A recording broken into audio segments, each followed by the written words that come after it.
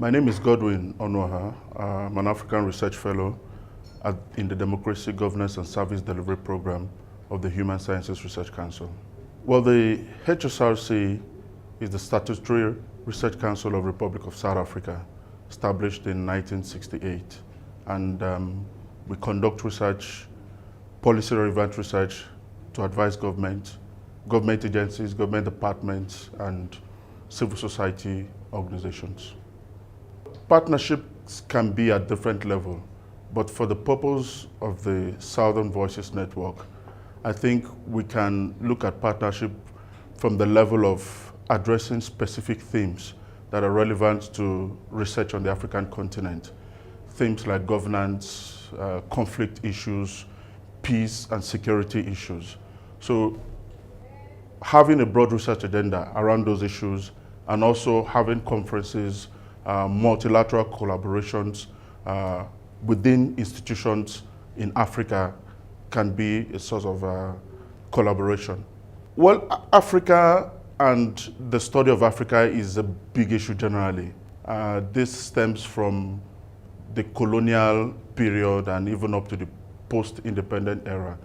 The study of Africa and what Africa actually means is probably the most contested terrain of study today globally.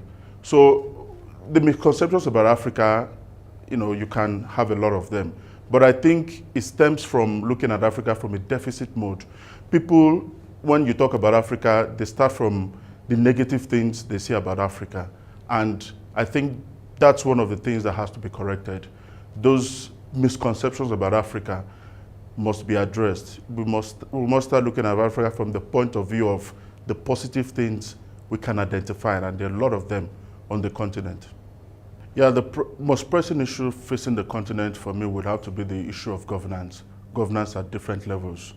We can start with the issue of the nation state itself, the unresolved crisis, of the national question, issues of citizenship, issues of state legitimacy, and how it can incorporate all of its multi-ethnic groups within a specific context. We can also look at issues of natural resource governance, given the fact that Africa is a resource-rich continent with different countries with different resources. I think the issue of natural resource governance has come to the fore again, given the impact of the global restructuring, where you have different countries from the global south and the north coming into Africa for resource extraction. So I think these are some of the levels we have to address in order to have a sustainable economic development. Yeah, I think that's important because when you're making policy about specific areas in Africa or specific countries in Africa, you really need research expertise emanating from those contexts in order to inform your policy. It's not enough to sit somewhere in Washington or New York and make a policy regarding a country where you have not really developed any research expertise, or where you think what is happening there is what you're familiar with. And a very good example has to do with the way structural adjustment and all of those development policies were implemented in Africa in the last 2 decades. We have situations where the local context was not taken into consideration. And even issues of democracy, you have to look at local peculiarities in all of this context. I think for people who are not familiar with Africa, the voices coming out of Africa can inform policy at that level. Well, for me, I think, like I said earlier on, the issue of collaboration is one. Secondly, it also provides a platform for our research and research activities to come to the fore.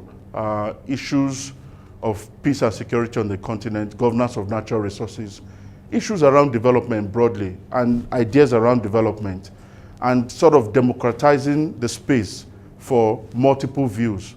It's what I think the Southern Voices has brought to fore. Hearing from different researchers from different parts of the continent, hearing from different people with different experiences on the continent. I think that's one of the things Southern Voices has been able to do.